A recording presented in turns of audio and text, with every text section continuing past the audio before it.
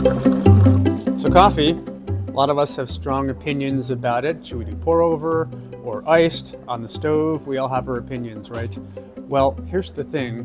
Buying any of those out at a coffee shop is really expensive right now, say $7 for an Americano. So, how to make good coffee at home?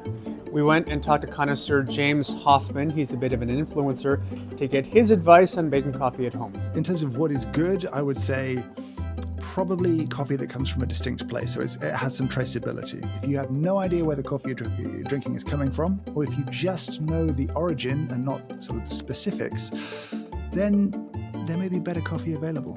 Freshness is key, and you'll get a better coffee experience if your coffee is fresher. So generally speaking, I would say you want to be buying a bag for the best experience within 2, 3, maybe 4 weeks of it being roasted, and then using it within another 3 or 4 weeks maximum. That's whole bean, and coffee lasts a lot longer as a whole bean. Once you grind coffee, it's a very different story. And to some extent, if you're buying it pre-ground, the best is already gone. There are some great options, but I think the important sort of caveat, the thing to note, is that while equipment's pretty easy to acquire, it's come down in price, the process of making espresso still kind of requires you want to have a hobby. If you want a new hobby, consider espresso. If the idea of spending time and effort, of learning, of getting better at something doesn't actually appeal to you and you just want the drink, support your local independent coffee shop. You've got two choices. You can either do something like cold brew, where you're going to steep ground coffee in room temperature or cold water.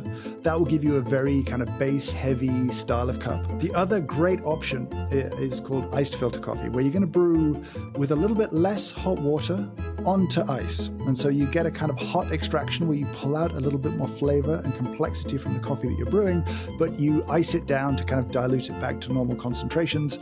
That can give you a bit more complexity. You've got some choices with how you want to brew iced coffee at home.